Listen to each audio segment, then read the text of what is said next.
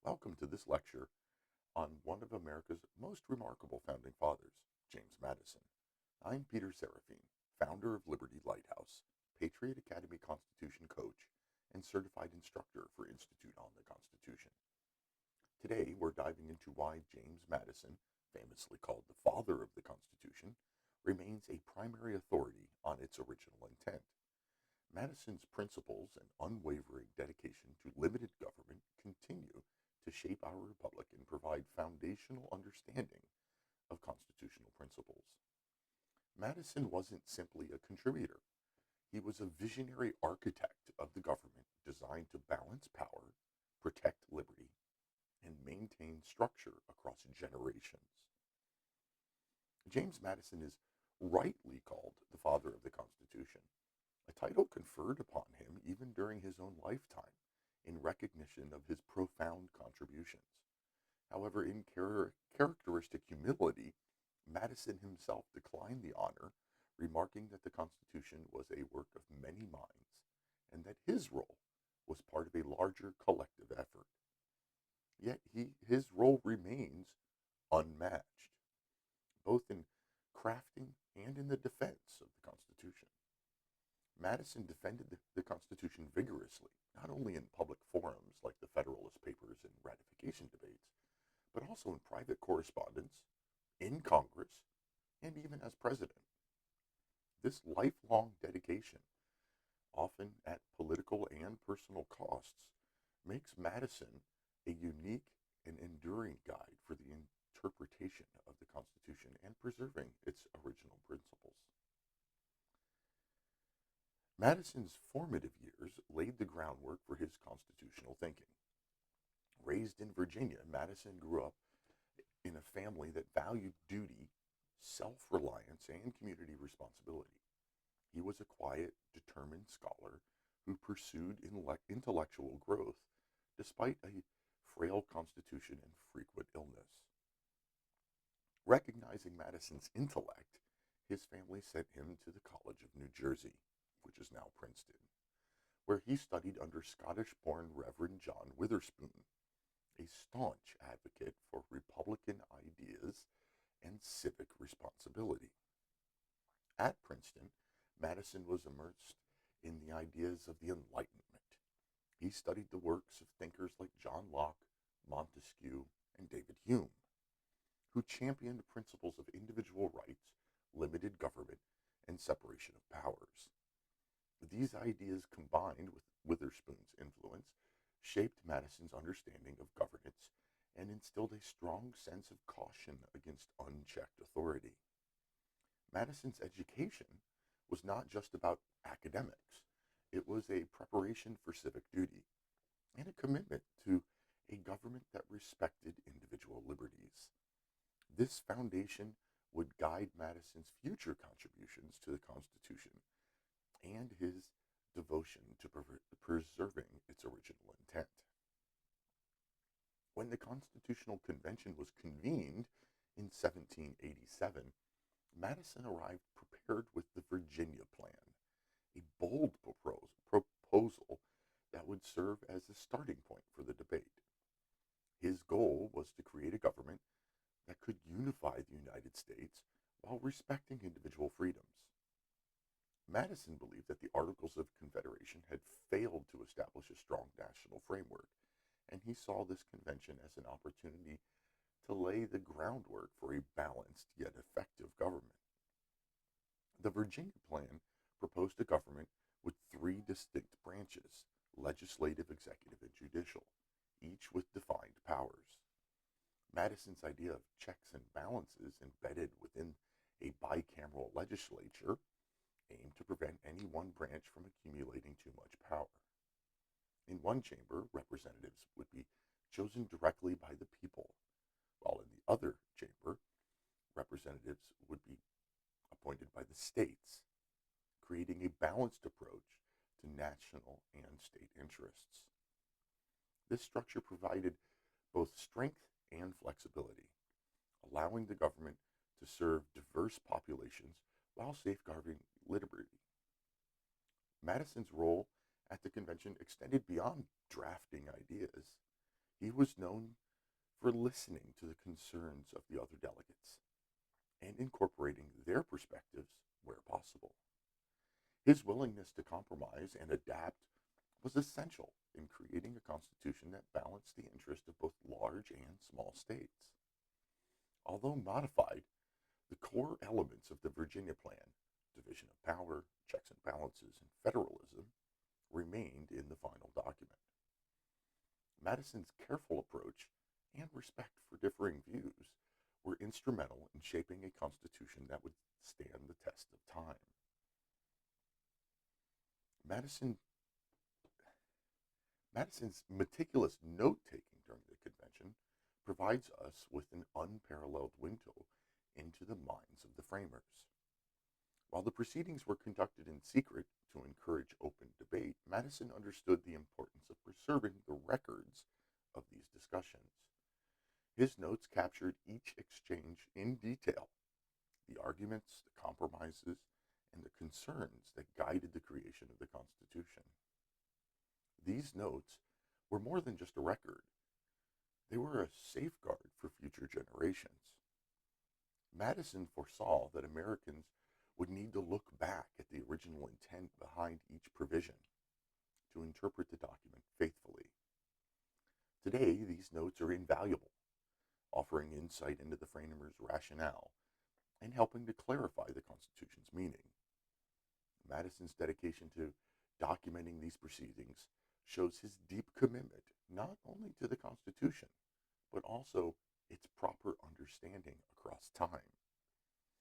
His notes have become an essential resource for originalist scholars, judges, and anyone seeking to interpret the Constitution with fidelity to its founding principles. After the convention, Madison joined forces with Alexander Hamilton and John Jay to write the Federalist Papers. These essays were more than arguments for ratification. They provided a deep dive into the Constitution's principles and design. Madison was especially concerned with addressing fears of centralized authority and potential threats to individual freedoms. Through the Federalist Papers, Madison aimed to build a republic. Madison aimed to build public understanding and trust in the Constitution as a framework that would protect liberty. In Federalist Number 10, Madison tackled the issue of factions, or groups of citizens with interests contrary to the rights of others or to the common good.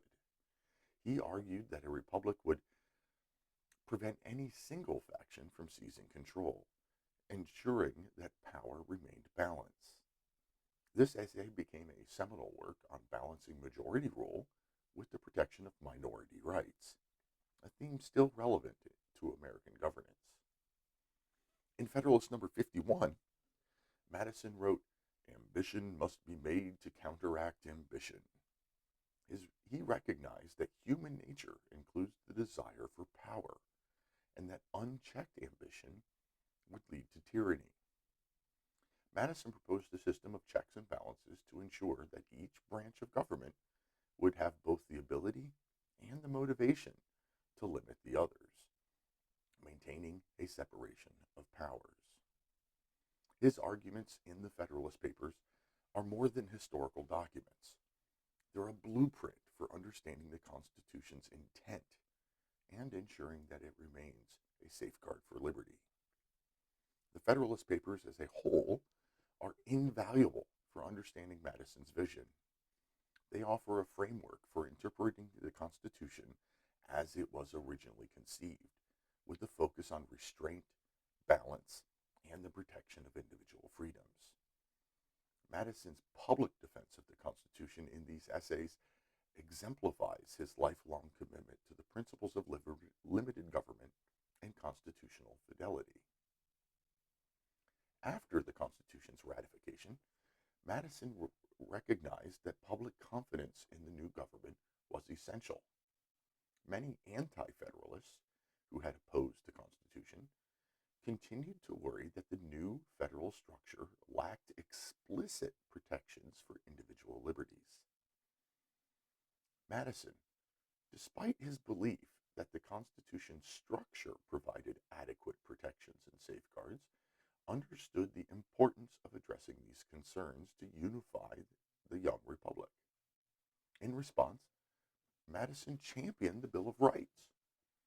He proposed a series of 15 amendments that would guarantee fundamental rights such as freedom of speech, freedom of religion, and the right to keep and bear arms, and protection against unreasonable searches. 12 of those 15 amendments passed through Congress and went to the states to be ratified. 10 eventually became our Bill of Rights. These rights, Madison argued, were inherent to individuals and were not privileges granted by government. By enshrining these freedoms in the Constitution, Madison aimed to make it clear that the government's powers are limited and that certain liberties could not be infringed upon. Madison's drafting of the Bill of Rights was not only a political necessity, but also a demonstration of his respect for the people's concerns. He understood that an explicit declaration of rights would strengthen public trust in the Constitution and reinforce the concept of limited government. Madison's work on the Bill of Rights solidified his commitment to individual liberty and the principles of restrained authority, ensuring that the Constitution would be both a framework for governance and a guardian of personal freedoms. Madison's dedication to constitutional principles did not waver when he became president. He faced significant pressure to expand federal authority, especially in areas like infrastructure development, which many saw as necessary for a growing nation. The Bonus Bill, which proposed federal funding for transportation projects, was one such issue. Madison understood the benefits of infrastructure, but believed that such expenditures lay beyond Congress's constitutional powers, unless authorized by an amendment.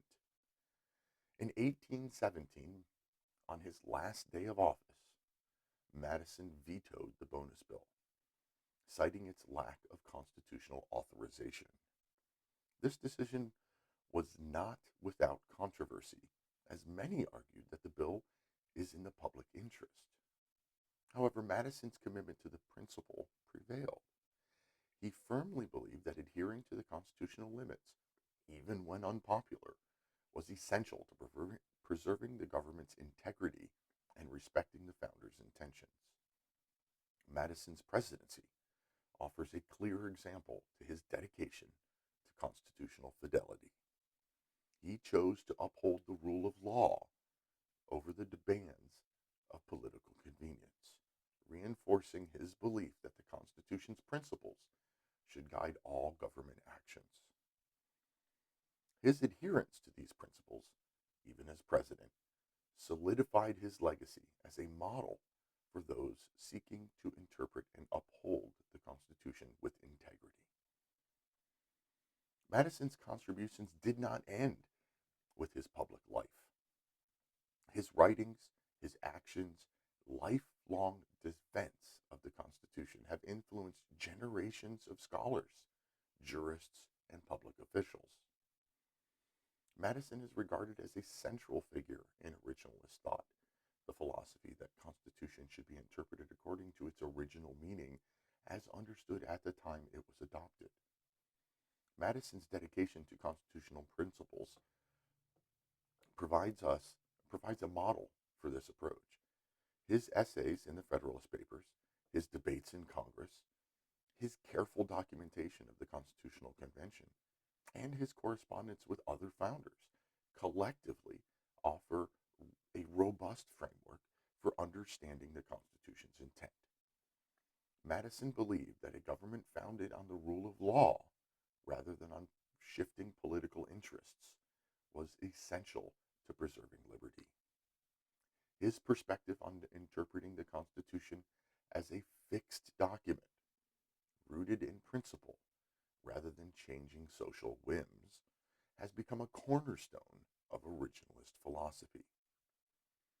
Figures such as Justice Antonin Scalia and other proponents of originalism have looked at Madison's writings as a guiding light. Madison's insistence on limiting federal power and protecting individual rights has been repeatedly cited in constitutional debates, demonstrating that his influence endures. His work underscores the importance of interpreting the Constitution with fidelity to the framers' intent, ensuring that its principles remain a foundation for American governance. Madison's legacy is not merely that of a founding father. He is a constant reminder that the Constitution was designed to secure liberty through limited power, balance, and a steadfast commitment to individual rights. His influence is as relevant today as it was over 2 centuries ago, reminding us that the Constitution's meaning is not subject to interpretation by each new generation, but is anchored in its original purpose. In closing, James Madison's legacy as the father of the Constitution is not only due to his role in drafting the document, but also his lifelong commitment to defending it in his writings, public service, and personal correspondence. He understood that the Constitution was more than a governing framework. It was a safeguard for the liberties Americans hold dear. From his early years studying at Princeton to his final acts as president, Madison consistently placed principle above political expediency. His vision of a balanced, restrained government, grounded in federalism and individual liberty, remains an enduring guide for those who seek to protect the Constitution's integrity. He stood by the Constitution in public debates, private letters, and during his time in office, showing that true adherence to the rule of law requires dedication beyond one's personal or political interests. Thank you for joining me in this journey through Madison and his life of work. May his dedication to constitutional principles inspire us all to uphold the ideals that define our republic, ensuring that Madison's vision endures for future generations.